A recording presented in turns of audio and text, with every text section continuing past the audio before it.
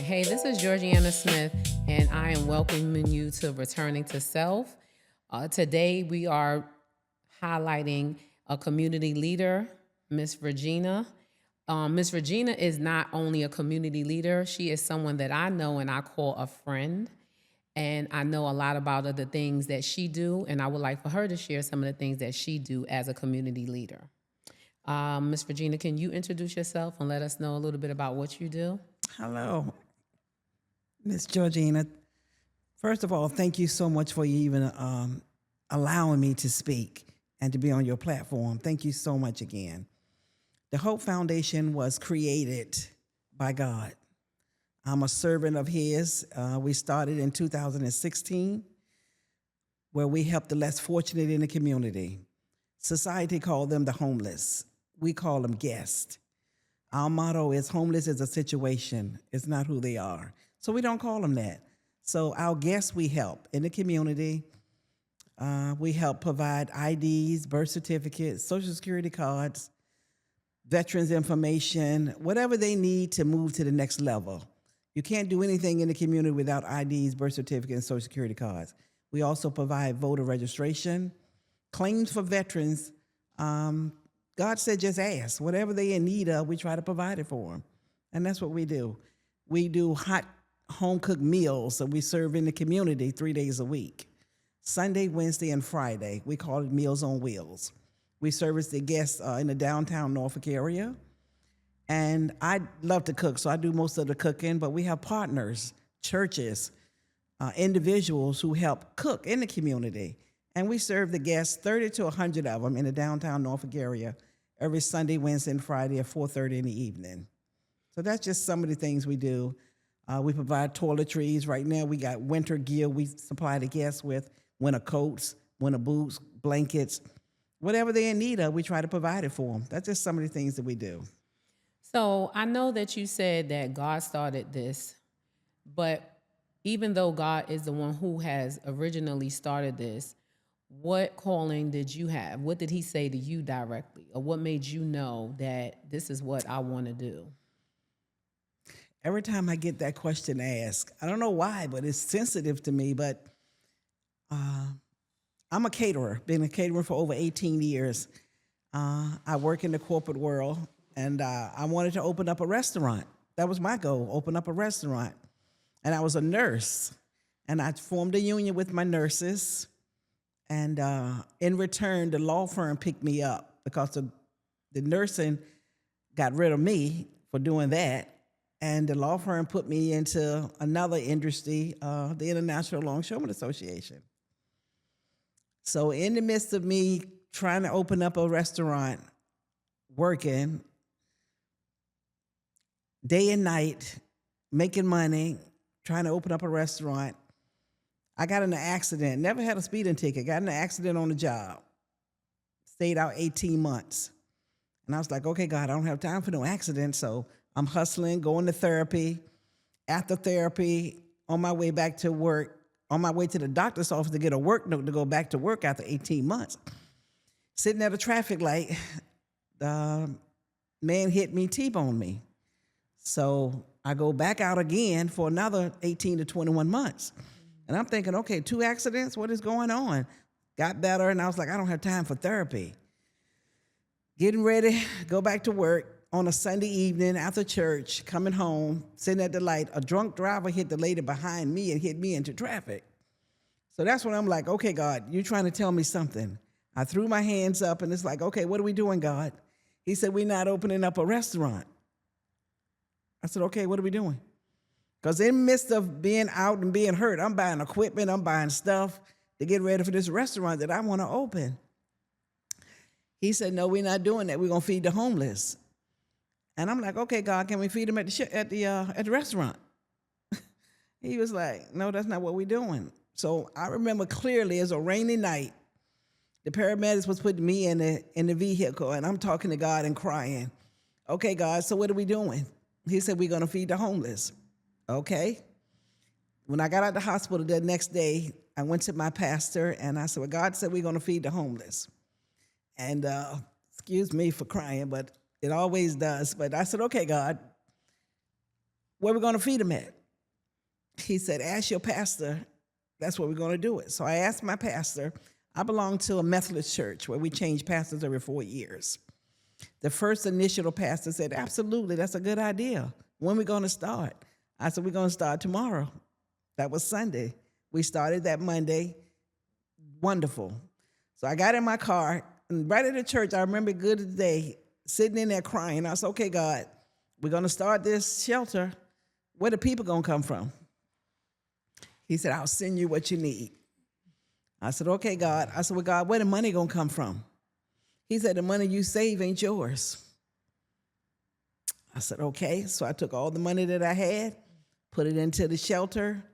We got the name. And I'm thinking, okay, God, what are we going to call this? I had written down hundreds of names that I wanted to call it. But he said, no, we're going to call it the HOPE, with an acronym, helping others pursue excellence.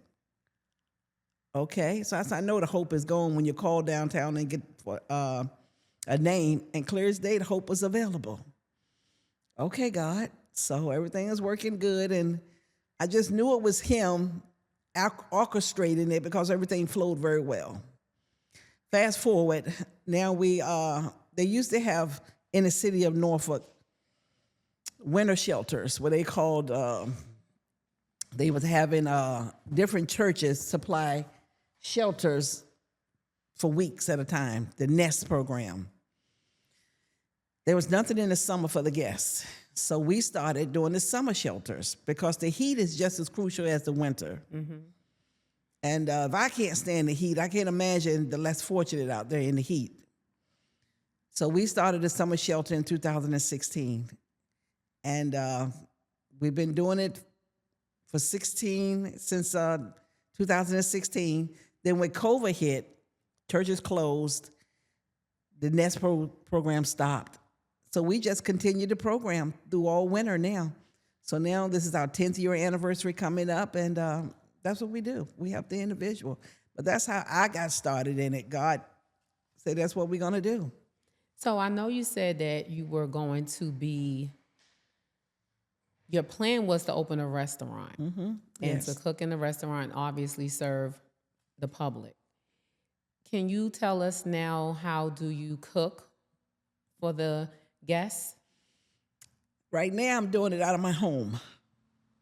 God said, when the churches closed and everything, we couldn't do it in the church any longer. I went to God, and that's okay, God, what are we going to do? We don't have a building. He said the ministry wasn't birthed in a building.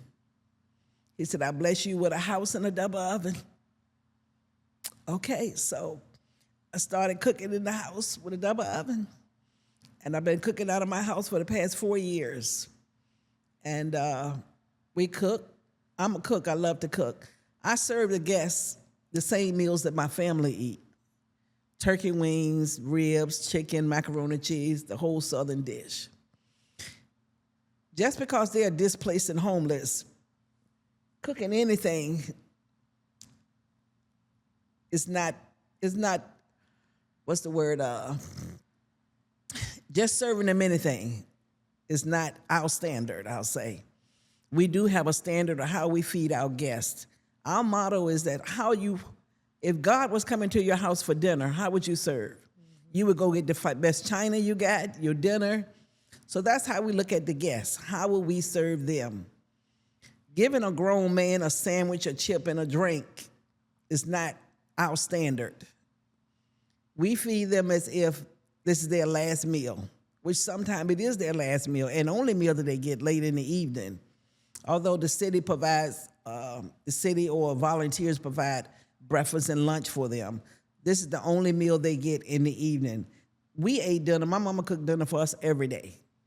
A sandwich was something to hold us until she finished dinner.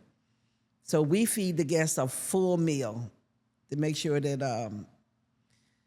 that they're comfortable at night. And a man can't think for his next move if he's hungry.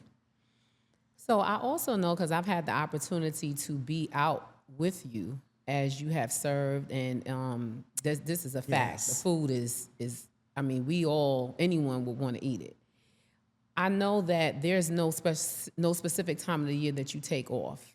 As a matter of fact, you make sure that you celebrate the holidays even more. You do even more for that. Yes. When you do something like that, how is it facilitated?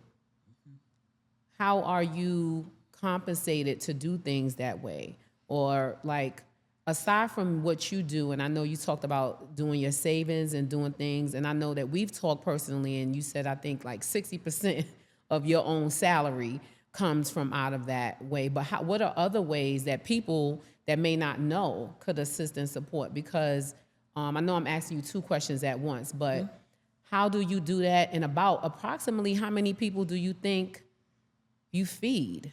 Let's start with the week. Okay. First of all, the money comes from volunteers. We have excellent volunteers. We have partners on board with us that we love. The community is a great part of what we do. So I want to give a great shout out to our partners, our volunteers. And although my salary is a great portion of it, again, I bring it right back to God. I thank God for being in the position to have the job that I have. My children are all grown. My husband is retired. I am a longshoreman, active longshoreman, and I work. I work long hours. I love to work. And the money is good that I can pour back into the foundation. So that's one thing where the money comes from. Volunteers, our partners, and my salary. And yourself. We feed 30 to 60 on the early months of the months because some of the guests get their money themselves, and so they scatter and they go into hotels and do their things. But on an average day, we feed 60 to 100 people a day, 3 days a week. And we just give them a full course meal. And like I say, we don't do sandwiches, so we do a full meal. And it averages about $350 a week per that week, per that day that we feed the guests. And not, you don't only feed the guests, you also provide clothing. We do. As well, blankets. We do. Toys for children during Christmas time. Yep, we do. Even for Thanksgiving, we just got finished Thanksgiving. Each Thanksgiving since we've been doing this, we've been feeding 300 to 400 people a day for Thanksgiving. And we provide bus tickets. We have a partner who provide bikes, gave out bikes. And then for Christmas, we do a thing we call pre-Christmas, because our goal is to make sure that the guests get a full Christmas or full Thanksgiving. They may not be invited to anywhere, but we make sure that they get a full Thanksgiving and a full Christmas. And we do toys for the children that's out there. We even give moms gifts. We give dad gifts. We just make them feel as if they're in society and accepted. Even though you don't have a home, anyone sleeping on somebody's couch is homeless. So we make sure that the guest feels good about themselves, even though being displaced. And in saying that, we provide a health fair for the guests. They don't get to go to doctors. So me being in the medical field, we bring the health care to them. We do a health fair every year where we have 20 different vendors come out. My doctors come out. Dr. Newby is a prime one that comes out with us.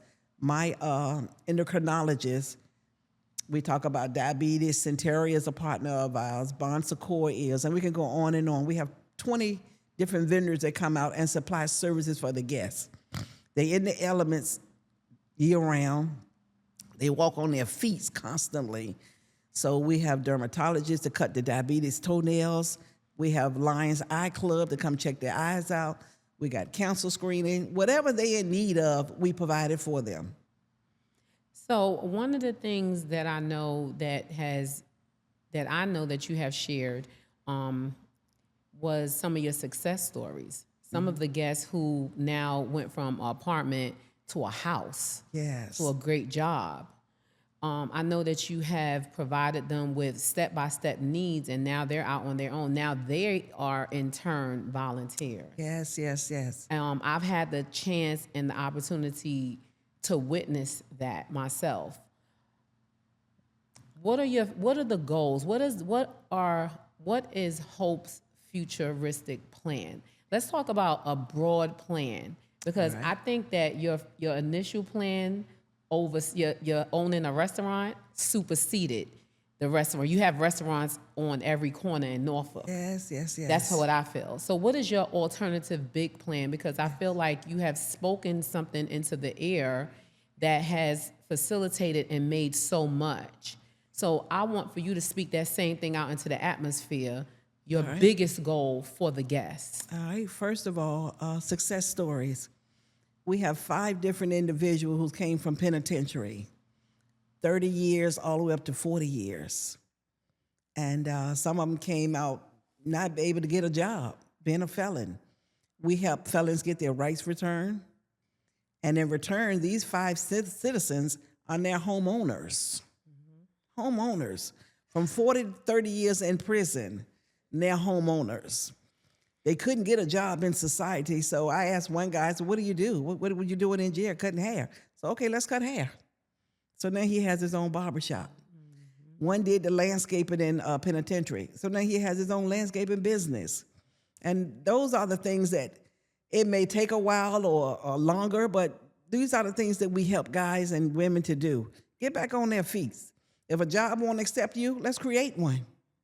There is no limit to what God can do for you, and there is no stoppage.